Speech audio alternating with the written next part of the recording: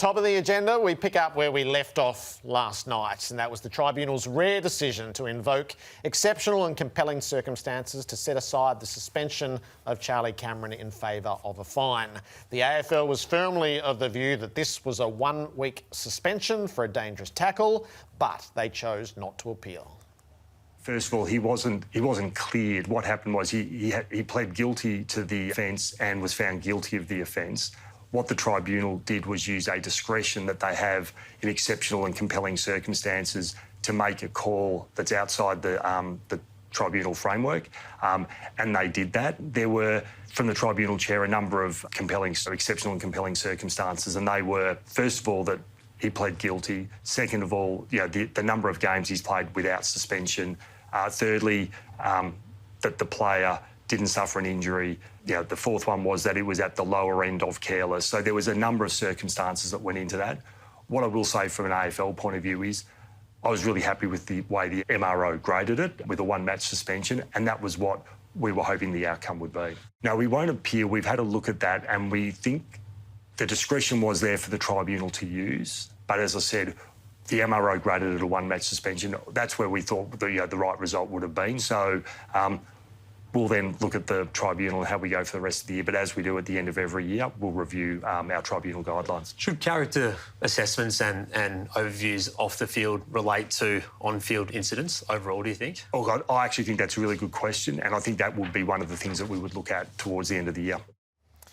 So we referenced last night the Basher Hooley case from 7 years ago where exceptional and compelling circumstances on character ground was used. The AFL appealed on that occasion. We had David Zeta trawling through transcripts last night and he found the prescient judgment. A blow from a person of exemplary character has the same effect as a blow from a person of bad character. 23 hours on, how do you feel about it? Oh, I feel that the AFL Tribunal has let footy down today. In a lot of ways, I think the AFL has done a disservice to the game as well by not appealing. Take it as read. When Andrew Dillon says, oh, we'll be looking at the end of the year. No, it's bigger than that. They will take discretion for character, the use of character. That'll be out.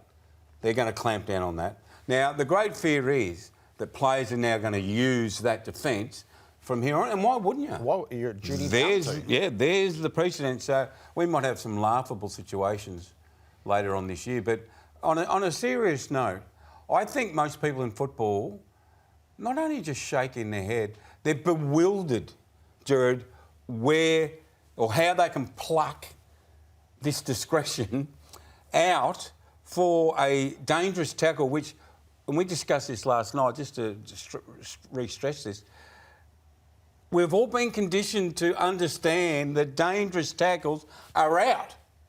Everyone agree? Yep, OK, bang. And now it's back in the mix. Yeah, so garden variety dangerous tackle where the facts were proven, the specifics were proven, and then it's just too abstract. It's too esoteric to use what happens off the field to downgrade medium impact to low impact in a dangerous tackle. So I just think there are some cases where character would play a role. This is not one of them. Not a garden variety dangerous tackle for a one-week suspension. It is also worth a bit of rigour, I think, around the good record. So 207 games for Charlie Cameron, and it's been well recounted there have been 5 fines. These are the incidents, right? So the first one, rough conduct, late hit, $1,000 to the fine. head. Yep. Then there's a strike. So there's the cute little aspect of this is wherever Charlie does wrong, he goes and apologises almost straight away. This is just a strike, lashing out to Kane Turner. And he got a fine so it's a $1,500 sanction back in 2017. A couple of years later, in a semi-final, I doubt you're walking away with anything other than a suspension for that right now. Then rough conduct as we go a little bit further to 2020 against Essendon. $1,000 fine for the hit on Marty Gleeson out over the boundary. You're right with the apologises. You can hear him apologise and he goes and checks on him. And then another strike at a stop play in 2021 for $2,000. So it was glibly said 207 games without suspension, but that's his actual record. That's not a clean skin. So this is his 6th incident that has been graded and fined. You'd sort of go, at some point you go, surely a suspension is in order. Surely the Tribunal last night, Gerard, let's try and picture us all. Everyone at home, there's 3 people sitting in this room. Do you think when one of them said, he's not a bad bloke, let's let him off. He helps Indigenous kids. He's kicked a lot of goals. He's exciting. Do you reckon someone either side would have said, are we sure about this? As you said to me before, how's this going to look outside this room? Because you know what it's looking outside this room? It's looking pathetic. So it's an interesting intellectual debate. They weighted the off-field clearly over the on-field, and they didn't do the rigour on those 5 instances. No, they didn't. were on a sheet of paper, but you have to look at them, I think. And to your point, now the precedent that's been established. So I asked the AFL today if they would provide the list of players who meet the criteria. 200 plus games without suspension. And more than half of our playing cohort who have gone past 200 games haven't been suspended. So there's 35 in all. Pick your favourite player here. And then extrapolate. The characters who are on this list, they will be deeply involved in their communities.